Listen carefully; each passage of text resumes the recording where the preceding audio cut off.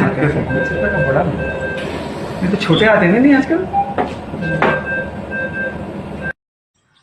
નમસ્કાર મિત્રો, જો આ છોકરાએ 5નો સિક્કો ગળી ગયો હતો, તો તમે વિચાર કરો 5નો સિક્કો કેટલું નુકસાન કર્યું. 5નો સિક્કો બચાવવાનો તો મરતા બચ્યો છે, અને 5 રૂપિયાએ 15,000નું નુકસાન કરાયું, અને જીવ જતો રહેતો એ તો પાછો ફાયદામાં. પણ હેમખેમ રીતે સિક્કો બહાર કાઢી દીધો છે, અને આ બાળક બચી ગયું છે. એટલે એવું થાય છે ભાઈ, ભલે સિક્કો નાનો હોય પણ એનાથી અનેક ગણું નુકસાન કરી શકે માણસને, ખરો ને?